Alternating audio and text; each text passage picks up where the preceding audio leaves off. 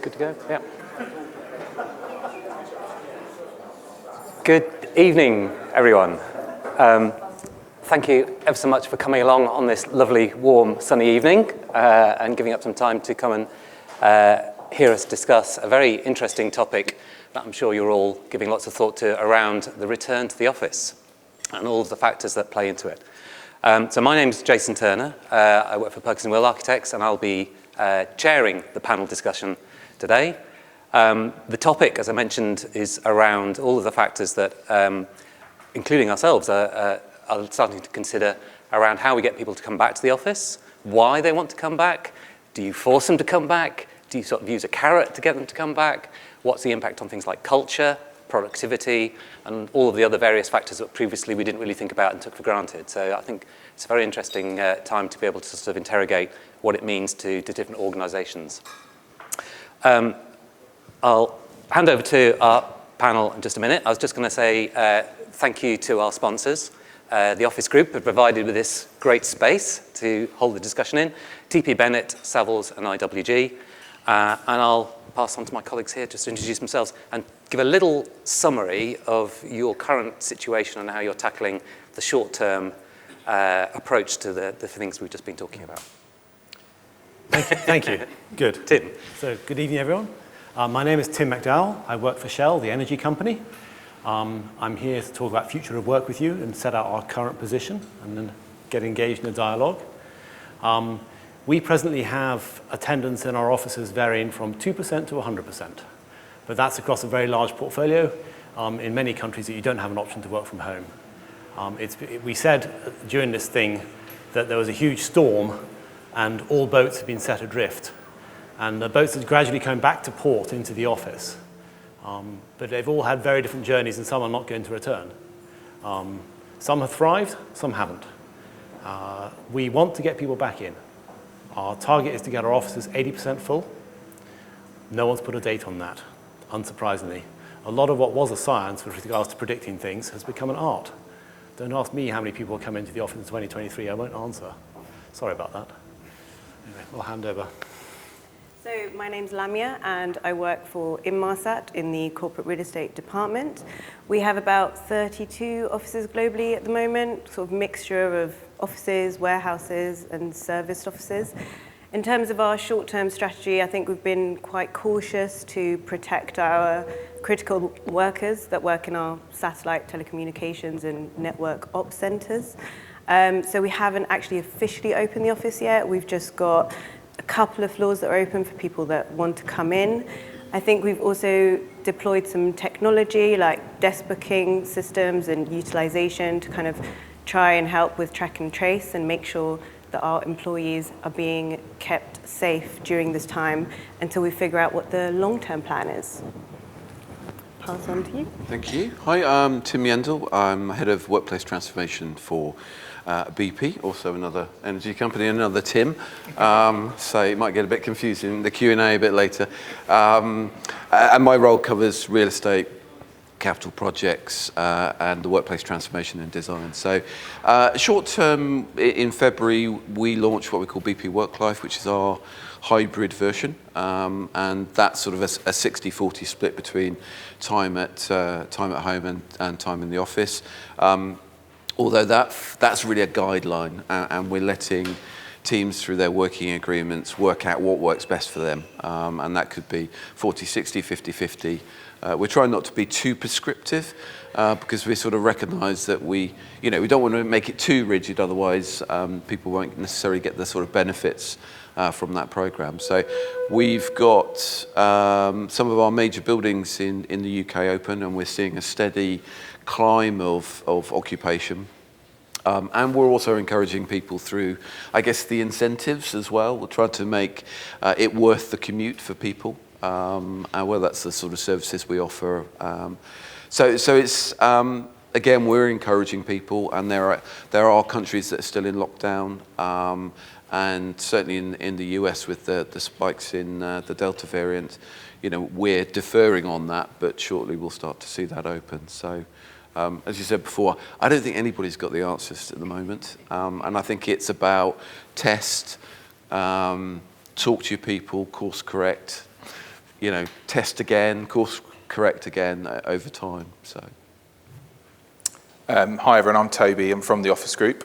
So slightly different perspective in the sense we're both an occupier because we have a business of people coming back into the office, and also we provide space for people. We've got 52 buildings across 2 countries, largely London and Germany. And so we've got a slightly different view on what we can see that our customers are doing. So we know how we're working, but our customers range from some of the largest businesses in the world through to small 2-man or 2-person businesses that are trying to sort of make their way in the world. And it's really interesting for us. We have seen a big spike in people realizing the value of the office. The beauty of a flexible workspace business is that if you don't need an office, you can cancel your contract. And we had quite a lot of that during COVID. Actually, what we're now seeing is people realizing that those who didn't have an office want to come back in. And so demand for office space has gone up, which is great.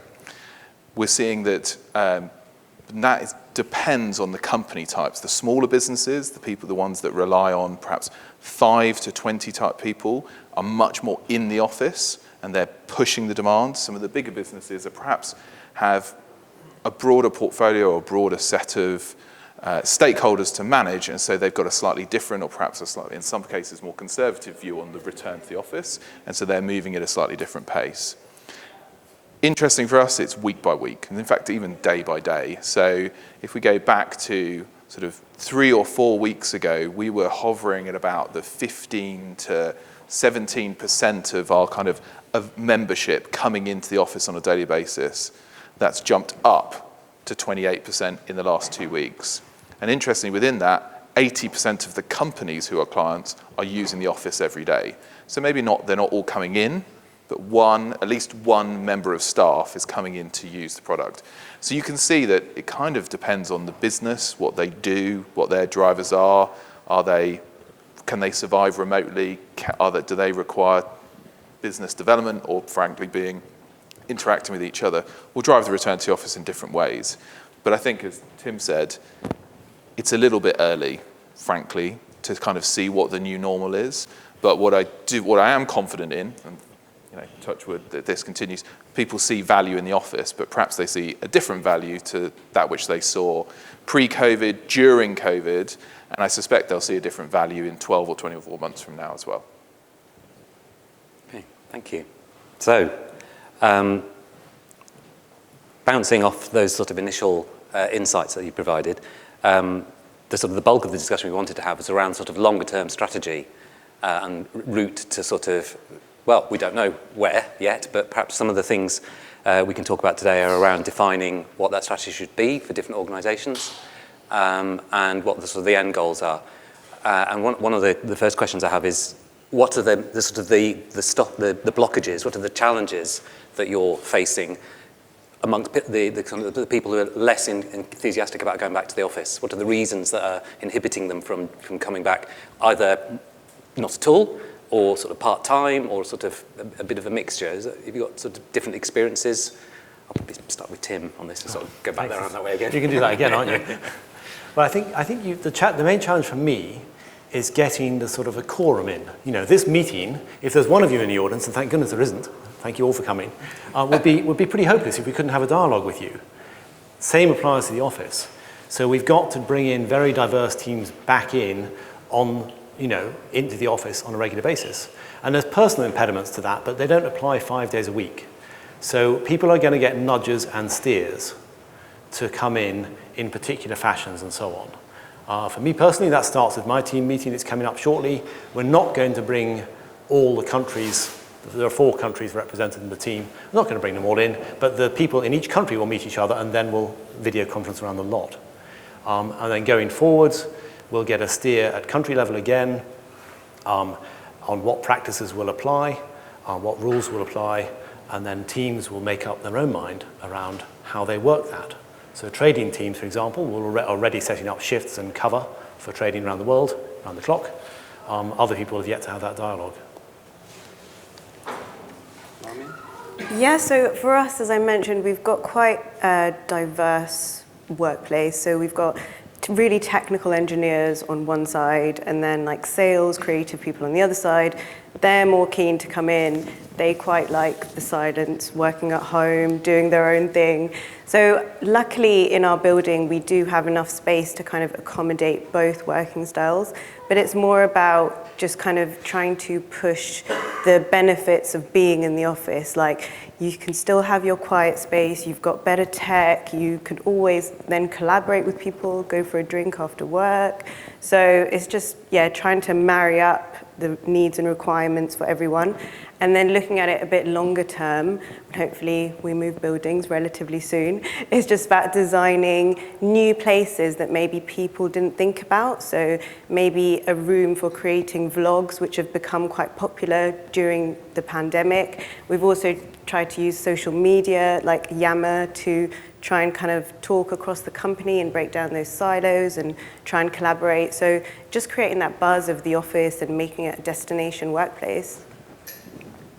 Excuse me, similar for us. I think about some of the blockers or the blockages. I think it's people have got used to an equity of experience with the technology when everybody's been on Teams or Zoom, and they've had the same experience as everybody else. And one of the challenges when people start to come back into the office, the danger is you go back to that inequality where you've got a bunch of people in a meeting room and having side conversations and rustling crisp packets, and then somebody's dialing in and they're going, well, you're not engaging me, I can't really hear you. And so I guess that was bad pre-COVID.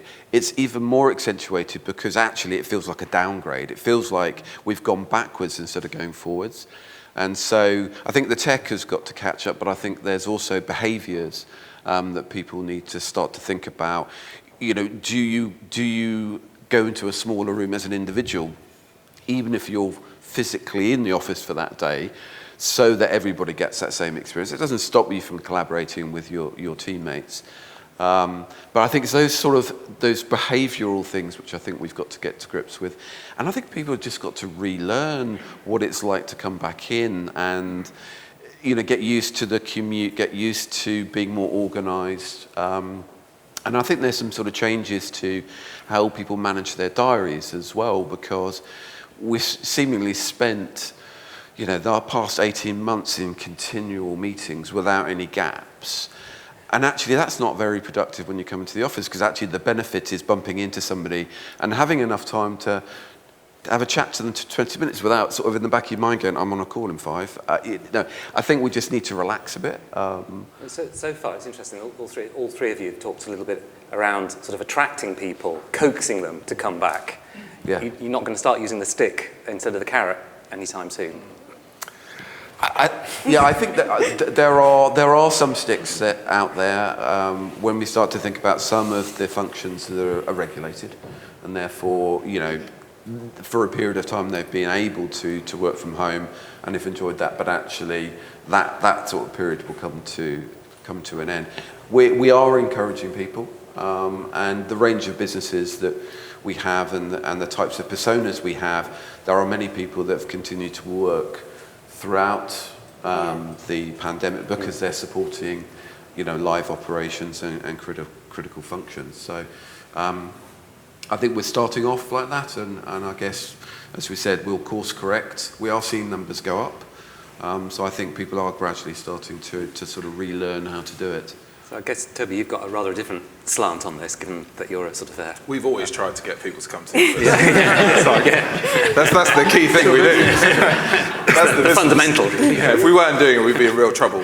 I mean, it's very difficult to... I think there's a lot of fear for a reducing part of the population who are scared about change and the reality of having to get on a tube and do events like this, and I think we have to respect that to a certain extent, because that's a real thing. It's not like what we've been through is kind of just disappeared. But there are still ripples going through the population, whether it's a working population or frankly just general life, about what's happened over the last 18 months.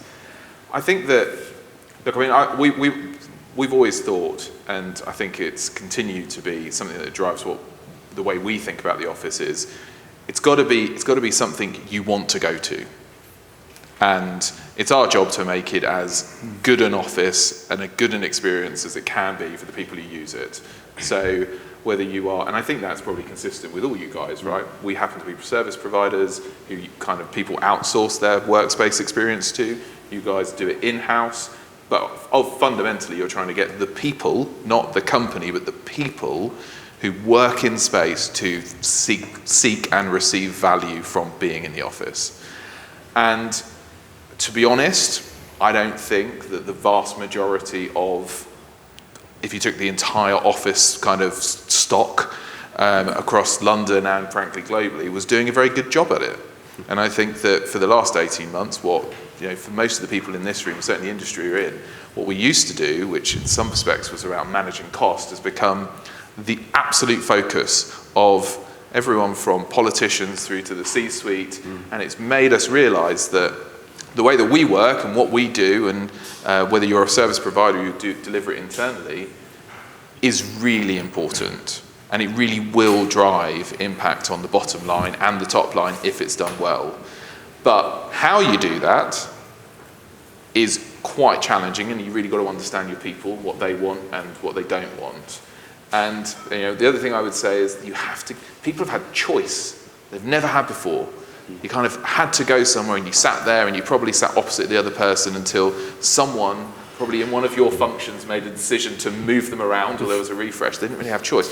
Now they have choice. And I think that we should continue to give people choice. And you can do that in your portfolio and you can do that using other portfolios, but giving people the choice so they can control why it's of value to them is going to get the best outcome for people returning back to the office. I think one of the... Sorry, go on. No, I was just going to say, just to build on that, I think employees have become a lot more savvy now because they know what they could have. They could have their ideal working environment at home or wherever it is. So in order to bring them back, whereas before, like you said, they didn't have the choice, now you have to give them that environment that makes them be the most productive they can be. I think this is I think personally this is quite an interesting to see how the use of technology develops, and we're sort of muddling through this sort of hybrid of sometimes you're on Teams or Zoom or whatever doing a call, and then sometimes you're in the office, and the hybrid meeting where you've got people on a call, people in the room, and how that can be problematic. But it's not going to go away. The technology is there now. Everyone's got sort of adopted it to one degree or another, and it's how you create a sort of a work pattern that's going to make the best of the platform and in real life, and perhaps combined with the other factor, which is the potential for people to come in midweek, and the Monday and the Friday no one's there. Whether that's going to sort of play into it a bit as well. That's your Zoom or Teams or whatever day is Monday, Friday, and then you're face to face in the midweek. I think this is where leaders really show up. If leaders come in Mondays and Fridays, then people will follow. That's an inevitability. And that will drive what we want, which is sort of spontaneous collaboration as well as the actual 9 o'clock meeting. They want those unplanned meeting of minds that develop us as people. And so there's a huge role for leaders to play here. I've heard in some sectors it's not happening. In the law sector, partners can thrive in that mansion in Hampshire or wherever. They can do very well, but there's a whole bunch of trainees who've joined the company on a contract, who've put in considerable training effort to get there, and expected to do a huge amount of work, and who's developing them? You have to get those leaders into the office to actually develop their trainees, to enable the transitions. Some law firms have had people on a 9-month rotation instead of a 6-month rotation in the last year, for example. Yeah, so, I guess just on the tech point for us, we've always been a global company, obviously, so we're quite used to having maybe somebody physically in the room and somebody on Zoom or Teams or WebEx or whatever it is. So I actually think it's something as basic as just going back and reminding people about meeting etiquette. Because, technology can only do so much, and yes, it's improving, and yes, it's great, but sometimes the basic things are the best solutions. Yeah, I was just thinking about some of the calls I've been doing recently. It's half an hour, and it's kind of start, stop. And maybe you start planning in like a buffer of 10 minutes at either end, which is your chat. And so or just say, don't eat in the meeting room if you've got people on Teams. or go into for a day where you've got no meetings at all and all you're doing is bumping into people and chatting. Because that's really where the value is, where you get decisions, because you can tap somebody on the shoulder and say, what about this? Instead of having to schedule a meeting and then, not get an answer. I think on that Monday, Friday, I mean, that existed pre-pandemic anyway. It was the knotty problem, and I think there are probably a range of solutions. One of them, I think, is the scarcity of resources. You just not necessarily remove the things that people want, but actually as you start to consolidate and make the resources more scarce, people make decisions. In the same way that people try and not travel at busy times because they want to get a seat. It's the same thing. I can get this desk I want in the location I want, because it always seems to be more available on a Monday and Friday. I can get my team together. There's less people on the trains, so I think it's not one thing. You're absolutely spot on. It's about leadership, but I think it's also about the scarcity of resources will drive that behaviour as well. There's also a spatial element. We've committed to putting more offices right next to public transport hubs. So no more fleeing to the suburbs, thank you very much. And that also is driven by attraction and retention. We think that the young people of the future do want to be in the city centre for when they come to work, and that when is still out there as a question. And that is a good, vibrant city to location. It will be smaller because it doesn't have to be big anymore, so it's actually more affordable in a way. Have you come across any examples where organisations have done something quite radical, tried to sort of push a very different way of sort of working, whether it's remote working, whether it's sort of spoken hub things where people are distributed in different locations? And any sort of really innovative things you've come across? Well, I think that there are some organisations that have been on this journey for decades, and therefore they're very mature, both behaviourally and their technology. And I think they're what we're seeing in some of the consulting is that next step, which is basically you can work anywhere. Now that is a huge, you can just see that's a hugely attractive proposition for people that.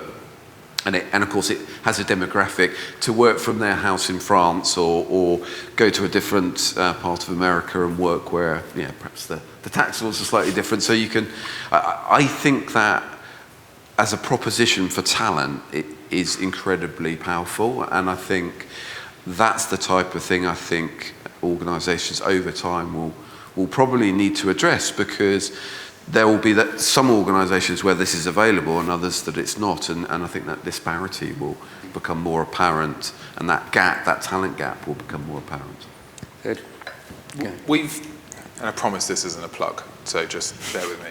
Well, the conversations we've had have ranged from, I want an office, can you give me an office? Which we've always done, and that's been great.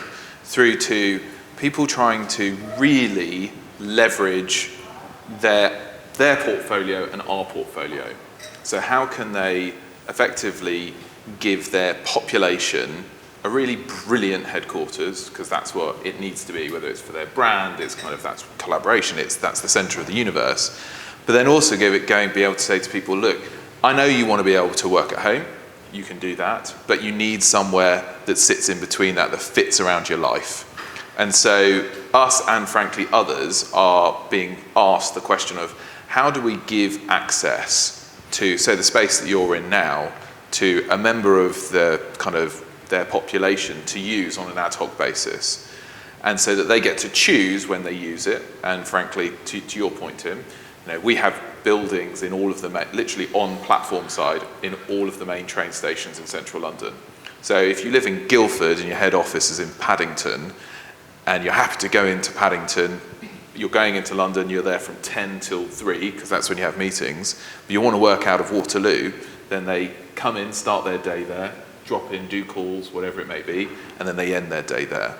Or frankly, if they're a consultancy type practice, they might be in Canary, and they want to be able to have meetings to meet different clients based on different types of space. If they want to be fintech, they'll meet here. If they want to meet someone who's in traditional kind of boutique finance, they'll meet in Mayfair.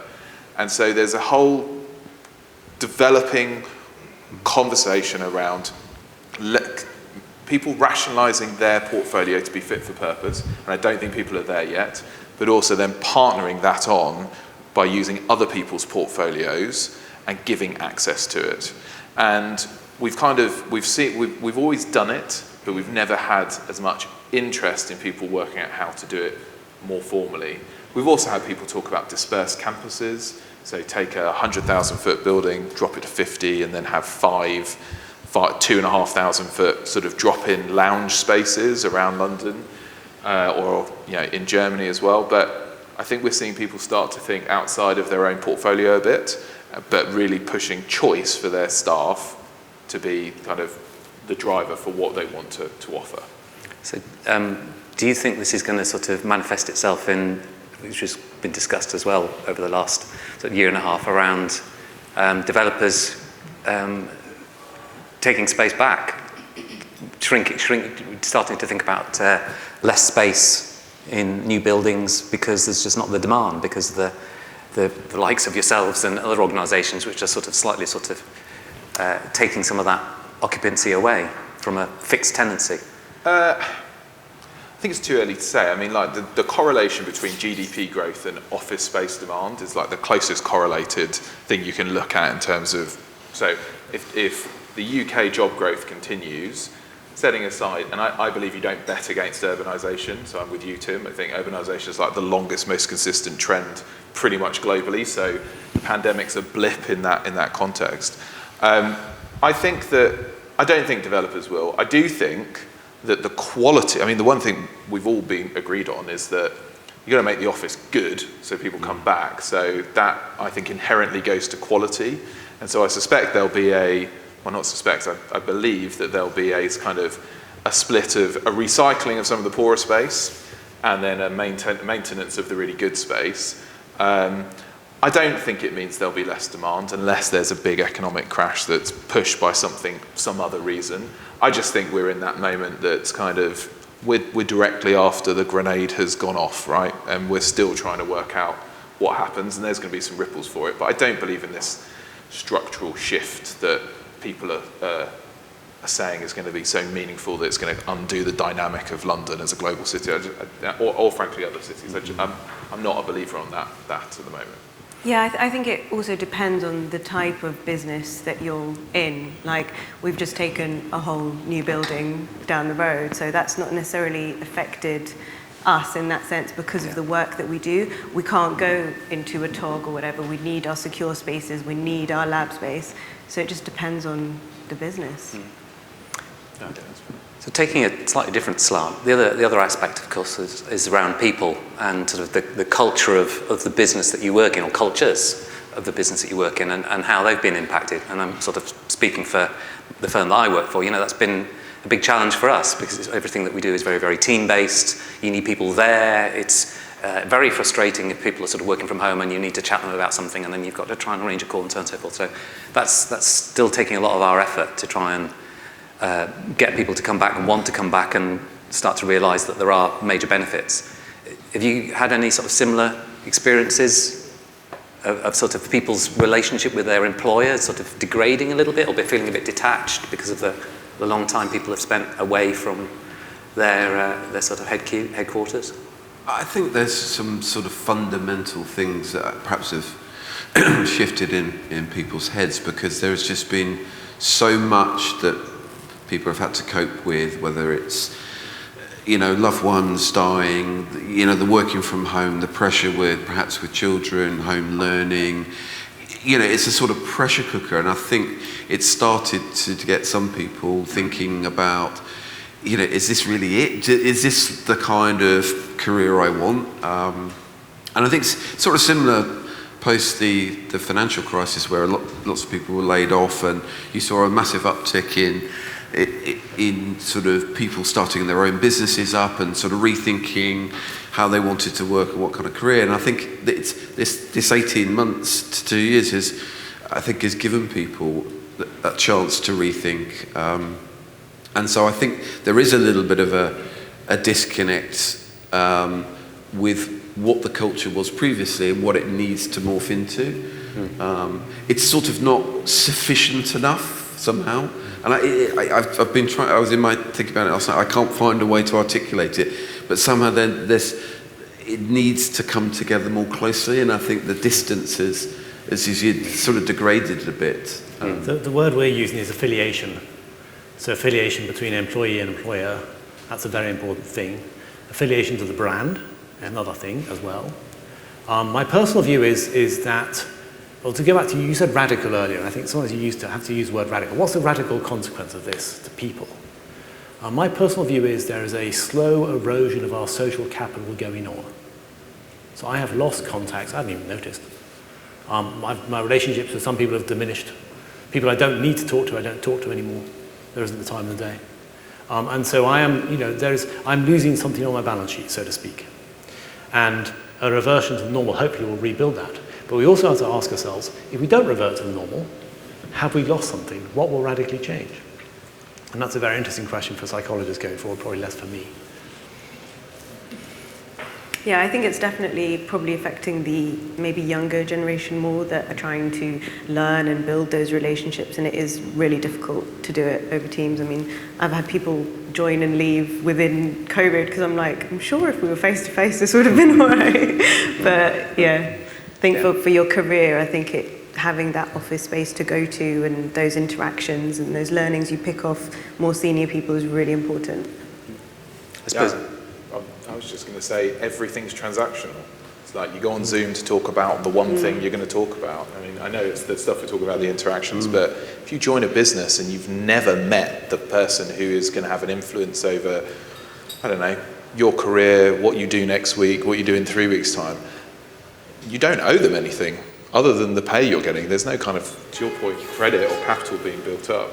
Yeah. And I also think that perhaps it wasn't that good before, so they made the choice. They realised that the pandemic has given them a reason to see things in with a clearer set of lenses. But the bit that gets me is that we talk about leadership. You either believe it's better to do something in person, or you don't. And if you believe it's better to be in person, that will happen over time by being in person.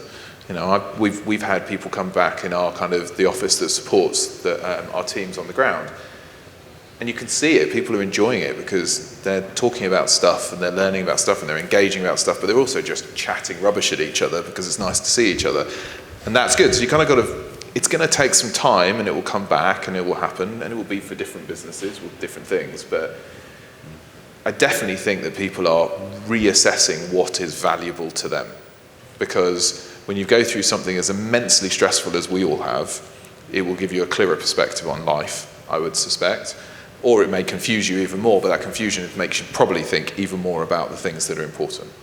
So I think it's going to take some time, and there'll be a new normal, but it won't be as radical as it's interesting. Suspect. The 9 to 5 has been disrupted, so it could be the death of presenteeism. People just turning up because you have to be there, and you might not need to be there, but you have to be there. But at the same time, by the same token, you've got to then map. You've got a much more complex series of activities of what you do, where you do it, who you do it with, and when, to sort of navigate. And it's not going to be the same week to week either. So that, it feels like things are all going to be a little bit more up in the air, and you've got to sort of figure it out as you go along. And that might be the way we just have to adapt.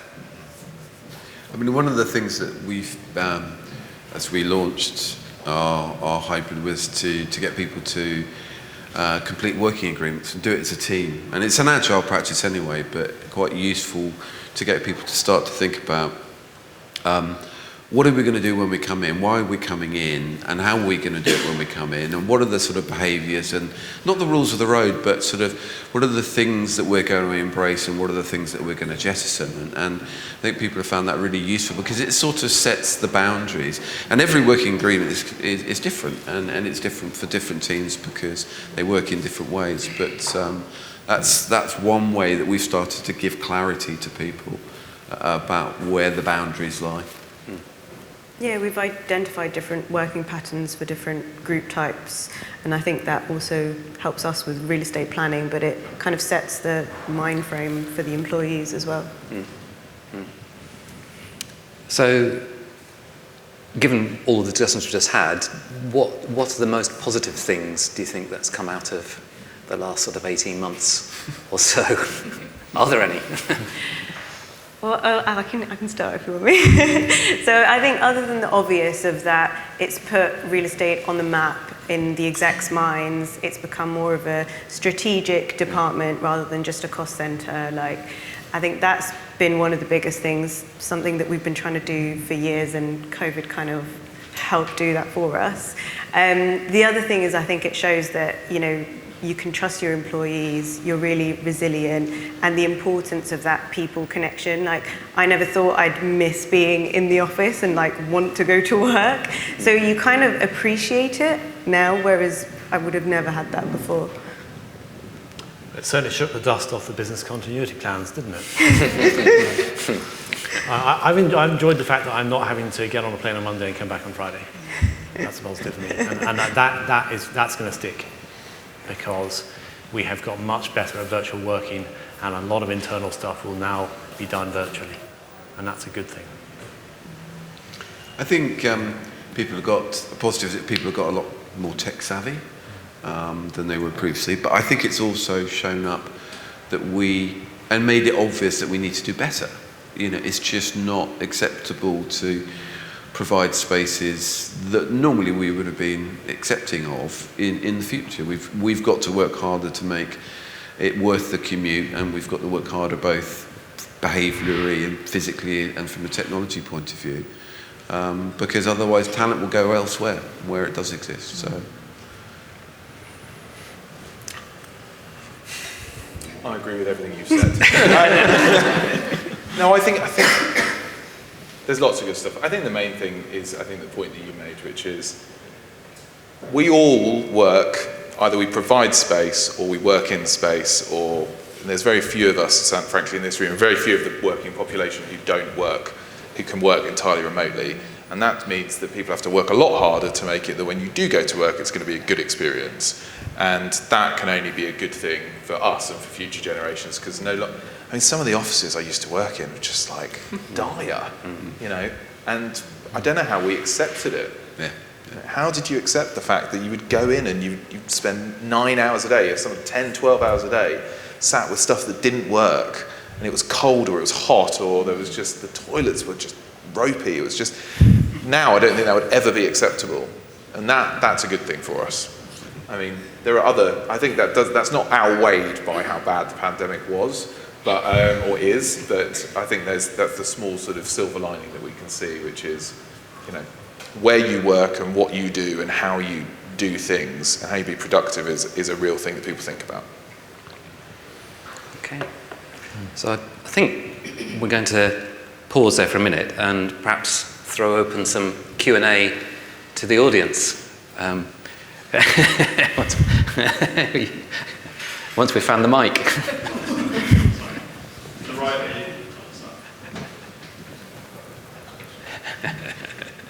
Gentleman at the back. My question. Does that work? Sorry. Hi, I'm Will from Will & Partners. My question to you guys is, some of you are big global businesses. The pandemic has affected people around the world in very different ways. In your leadership, in your companies, have you seen them looking at different leadership styles with technology that means that you can see different ways of working? And for Toby, do you see a difference between Germany and the UK? Do you want me to go first? Yes, there is a big difference between Germany and the UK. And that difference is both existed pre and during the pandemic. You know, I think there's this kind of view that, you know, if you live in the Western world, everyone does the same thing, and they are dramatically different places, and they work in dramatically different ways. As it relates to the response to the pandemic, it's a little bit early for us to give a really honest, or for me to give a really honest and kind of informed view, because Germany is behind the UK in terms of vaccine uptake and return to the office. And also within Germany, again, it's kind of like, let's talk about Germany, but we were in 3 cities, and each of those cities behaves very, very differently. So it's probably a little bit early to say, but I definitely know that there is a distinct difference between those populations, and I expect very different outcomes if you were to ask me the same question 12 months from now. Yeah, I think in terms of leadership styles, it again varies globally massively. Like, people in Indonesia or the Middle East, presenteeism is still very much a thing. So we are quite lucky here in the UK, this conversation that we're having, whereas culturally it just would not be okay in other parts of the world. It's a tough question. I think it's also hard to watch. Measured by safety, we did amazingly well during the pandemic until recently, and that was a security incident. So yeah, I think leadership has got a very critical role going forward, because it will have to be involved in RE type decisions and location and spatial decisions in a big way. I'll just share one snippet from today. I was having a chat to someone in a European country that does collective bargaining, and he was not looking forward to this year's round at all. It was going to be one of his worst ever. I didn't say why. But my personal view is, there's an awful lot of workforces out there who've seen an awful lot of white-collar workers go home and stay home and get paid for it. And they have taken a big hit. So I think there is social tension out there. We have a huge industrial workforce. Some of them take very high risks because of where they work or what they do or how they get there in helicopters, that sort of thing. There is a much bigger workforce than the one represented by the white collar. And that's the name of this building, for example. So think of these people as well. That's a challenge for leadership going forward.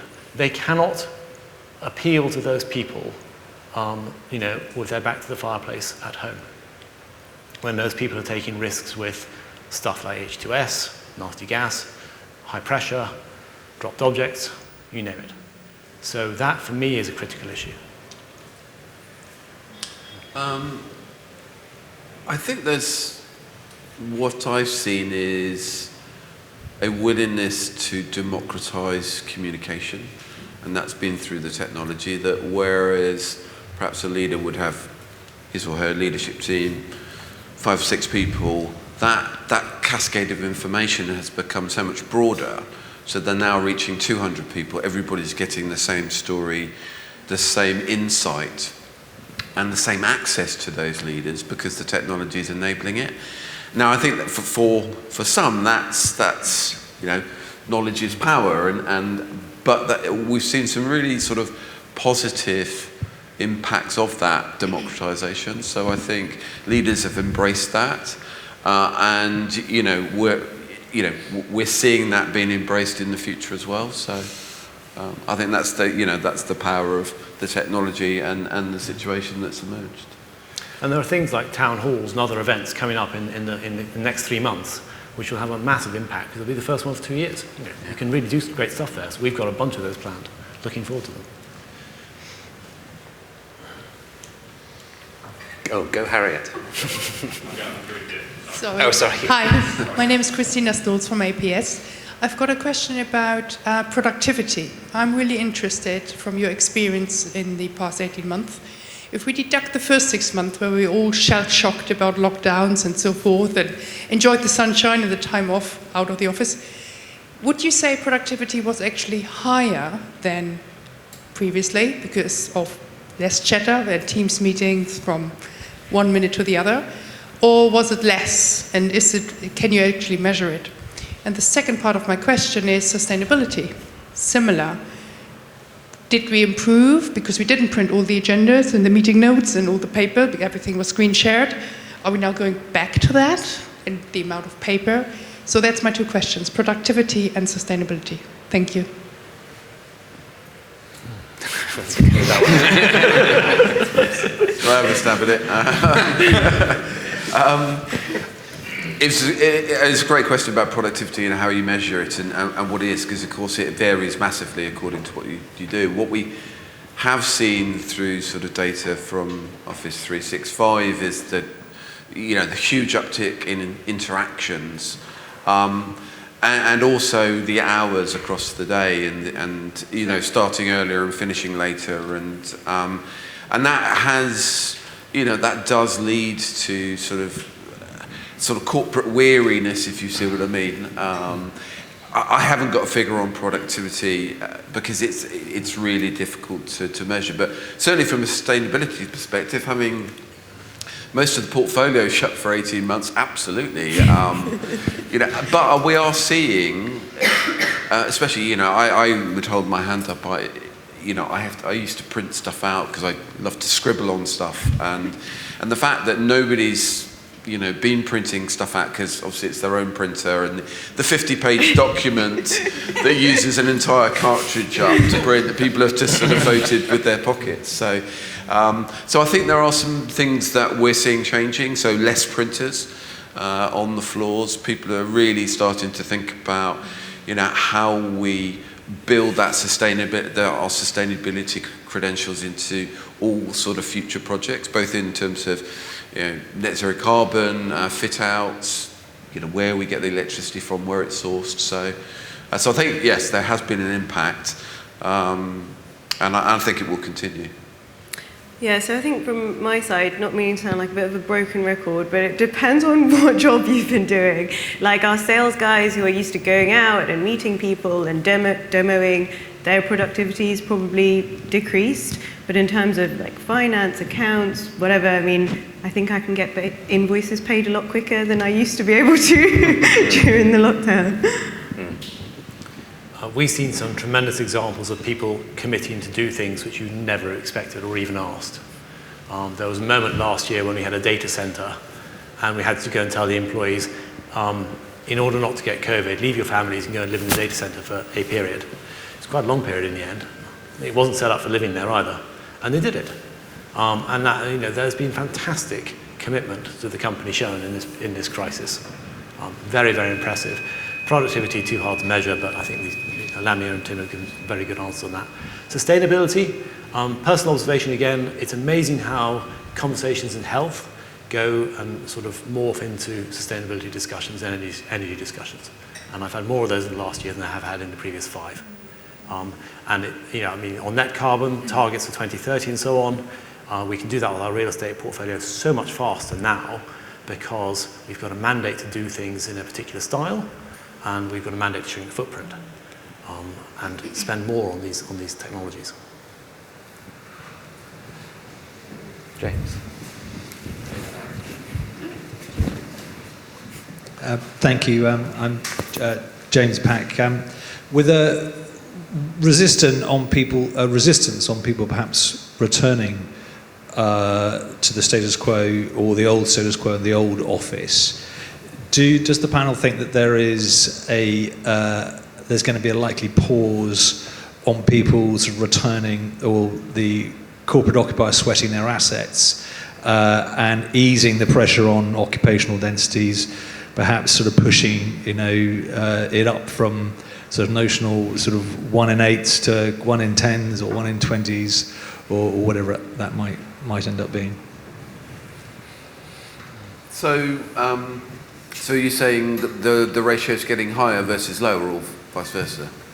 More people get, you know, more space for people rather than the battery. Right. Okay. Yeah. So certainly from our perspective, it's about giving them the right space, and you know, we're embarking upon a transformation program to our largest locations where we're saying, okay, we've got more desks than we've got people.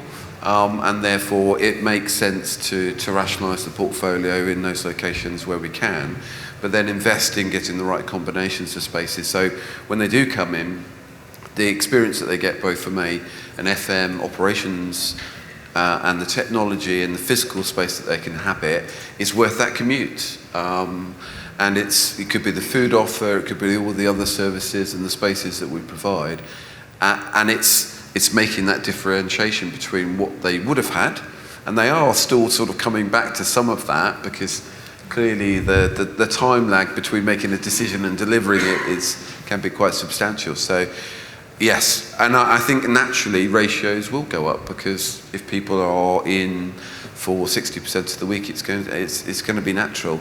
We still have to solve that Monday and Friday issue, but I don't have a solution for it at the moment. I mean, you could argue that this is a more sparsely populated work environment is also a sustainable one, because you're not sort of generating the same amount of heat, light, etc. from all the equipment you're using, because you're at home, where you don't have aircon. Yeah, I guess that's only if you can actually switch that off. Yes. So yeah, you want to be able to not have the building open on a Monday and Friday if nobody's coming in. I think. I mean, for us, it's a, or for our clients, we thought we were going to see that everyone's going to come back and they were going to ask for there to take out desks from their space.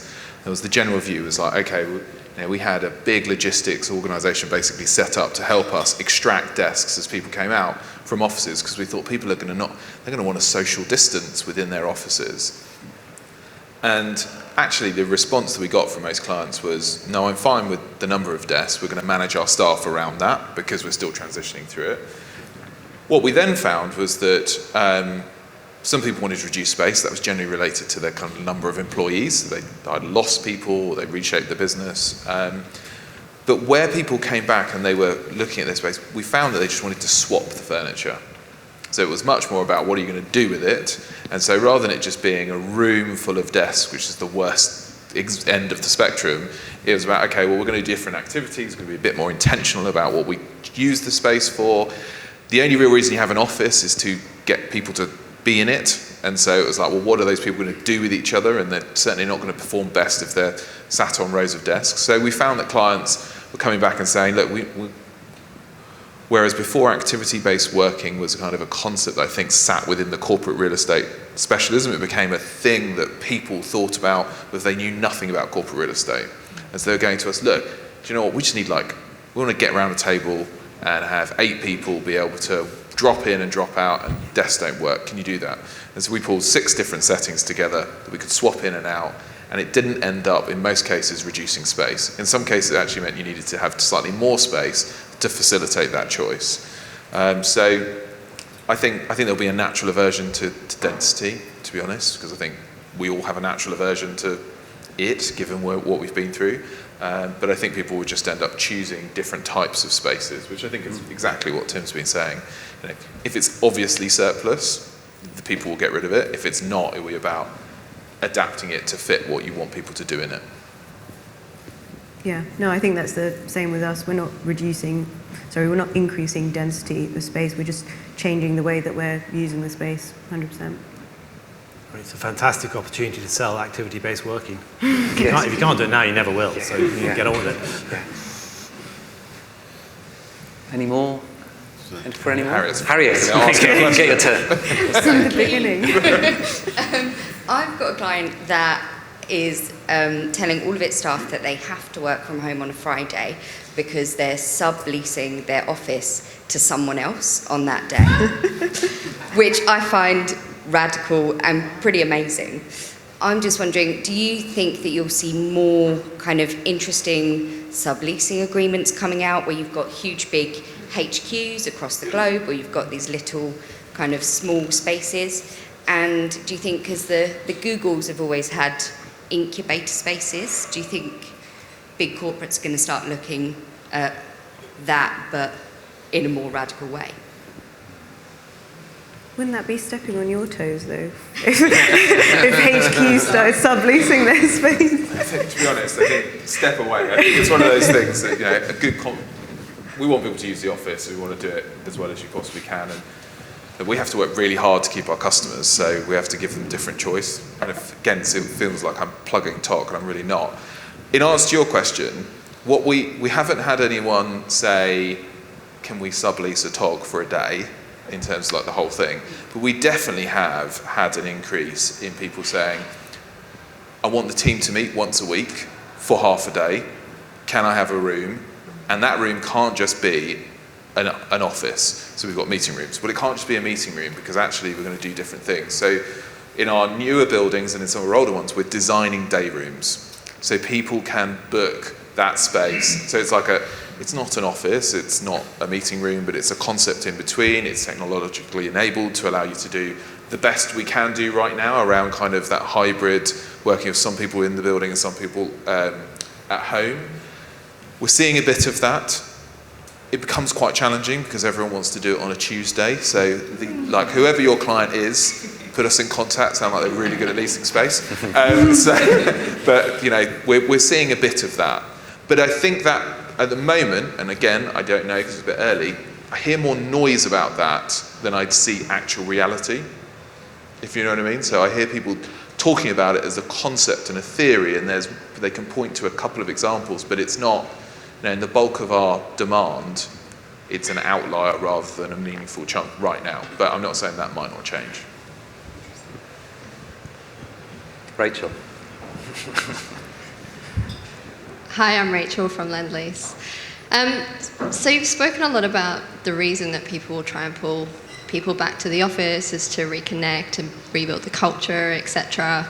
And just thinking while you're talking, traditionally we base sort of success, well, not we, but traditionally success measures were based on sort of the efficiency of the office, and you'd have your typical utilization that you'd sort of try and measure to make sure that you're getting your worth out of it. Obviously now that's sort of, to a certain respect, completely broken because it's now a lot more complex and it's based around sentiment. Have you seen a shift in the types of things that you are measuring whenever you look at the office? What does a successful office portfolio look like now? Yeah, that's a great question, isn't it? And I guess in the future, utilisation could be a proxy for people saying, actually, I want to come back in, but I get what your point is. I think there needs to be some kind of happiness index. And I think there are lots of ways of getting at that. And I think what we need to do, what I personally think is it needs to normalise first, because otherwise there are all kinds of things that get mixed up with people's sentiment. And I don't have a magic formula what that happiness index would be, but I think it's a combination, how seamless is the experience? Did everything work when you wanted to work? Did you connect with the people you wanted to connect? And did you feel productive? Because I think it is about emotion. But absolutely, we need something that goes beyond just space. It's how do our people feel when they leave? Do they feel as if they had a good day, as opposed to I've just been in the office? So more of that to come, I guess, as we work out what those proxies are. Yeah, I mean, I think the questions that we're asking staff are a lot more complex than they used to be, and there's a lot more regular surveys about what you want, and it's more of an open conversation. So it is going to be difficult to quantify, I think, all those kind of emotional factors. But yeah, like you said, nobody has the answer right now, I don't think. Not much more to say on it, but I would love to have a decent insight into why people do not come into the office regularly going forward. That's not something our current wellbeing survey covers. I think we're in a slightly different position, which is that we have to work really hard to keep our customers, because generally they can leave on a 12 or 24 or a 36-month basis. So you've got to work really hard, and the way we do that is by making the people who use the office like it as much as they possibly can. And if they like it, it's quite hard for their boss to say, right, well, we're going to move, because those employees will have a view and a vote, and I think even more so than ever before. And my boss told me once of this great story where he went to speak to a client in one of the buildings, and the client had said to him that one of his employees, relatively junior, said, I heard that, we're going to be leaving TOG. He said, if we leave this building, I'm going to resign. So if we're going to have a bit more of that, we'll be chuffed. I can't say that all of our clients feel that strongly about it, but I think it's just, I think that there's going to be a direct correlation with how long you stay in a business and the quality of the experience, your working experience. And so I suspect that it will be about actually retention of people will become much more directly correlated to office space. And you have to really understand your people to be able to do that well. I think we've got time for one more quick question. Who's quickest on the draw? Hello, hi, my name is Roberta. I just wanted to ask because based on experience and also what you've said, it looks like employee experience is going to be really important, kind of like from leaving home to going back home. And I was wondering if then the relationship with HR will have to be much closer than it is now, because you are talking about retention and attracting talent as well. So do you think that actually like real estate and workplace strategy will actually need to be collaborating much more with the HR? That's a great question. And to ask, to give you a simple example, our whole functions in HR. Our property function, our projects function, our transformation is in HR. And you're absolutely right, it's the link in with reward, it's the link in with the various different HR tags out in the regions, the well-being aspects as well. So it's critically important because it is about, what's the onboarding experience now for people, whereas before, it took a certain process. Now the workplace is an attraction tool, and it needs to be emphasised more, because organisations need to make their spaces people competitive. It's not just about the salary. How flexible are you? Are you going to allow me to work from Barbados for 2 weeks after I've had my holiday? Or, it's that kind of stuff that people can actually, it's got really personal to people. And they're demanding more. And those organisations that are cute and clever and innovative, I think will have the pick of the crop. We also moved during the pandemic from being in operations to being in HR. So again, that just shows the importance of that collaboration. But I think it's not just with HR. Like there's a lot more collaboration with our IT departments, with procurement. Like everyone is just collaborating more to give you that entire kind of holistic experience. It's not just an office with a desk and chairs. It's a lot more to that. Okay, thank you very much. Hopefully you all found that very interesting.